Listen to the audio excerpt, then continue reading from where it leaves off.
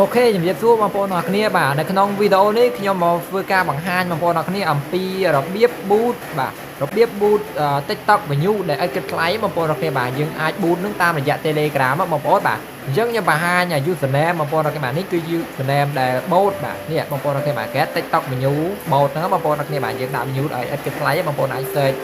រកចឹងណាបងប្អូនអរគ្នាបាទអញ្ចឹងបងប្អូនចុចចូល bot នឹងហើយបងប្អូនកុំភ្លេចចុច join អានេះ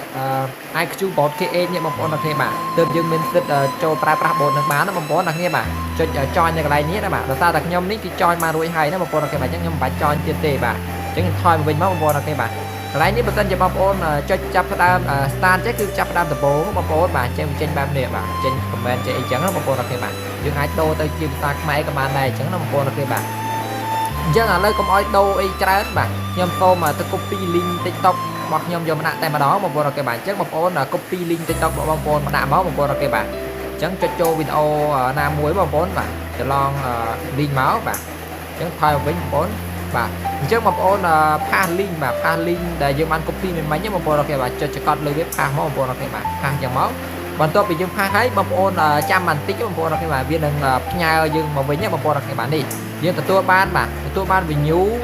833ណាបងប្អូនអរគ្នាបាទហើយ view នេះគឺជាទិន្នន័យដែល random បាទគឺចាប់មួយណាគឺយើងអត់ទាន់ដឹងទេបាទហើយអាខាងក្រោមនេះគឺកំណត់បាទមានន័យថា limit ប្រចាំនាទីអញ្ចឹងណាបងប្អូនអរគ្នាបាទមួយនាទីបងប្អូនអាចដាក់5បងប្អូនអរគ្នាបាទអញ្ចឹងបងប្អូនអាច send ទៅ5ដងទៅបងប្អូនអរគ្នាបាទអញ្ចឹងនេះ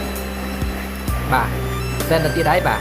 ចឹងបងប្អូនរងចាំបន្តិចទៀតវាផ្ញើយើងមកទៀតហើយបាទនេះអានេះយើងទទួលបានជិត500 view បងប្អូនអរគ្នាបាទដោយ free បងប្អូនអរគ្នាបាទយក link គេមកដាក់ក៏បាន link វីដេអូយើងក៏បានបាទដាក់អត់ដែនកំណត់ទេបងប្អូនអរគ្នាបាទអញ្ចឹងបងប្អូនអាចទៅធ្វើតាមវីដេអូនេះបានណាបងប្អូនអរគ្នាបាទបើមិនជាបងប្អូនធ្វើបានកុំភ្លេចជួយ comment ប្រាប់ថាខ្ញុំធ្វើបានហើយបាទអញ្ចឹងអរគុណច្រើនបងប្អូនអរគ្នាបាទ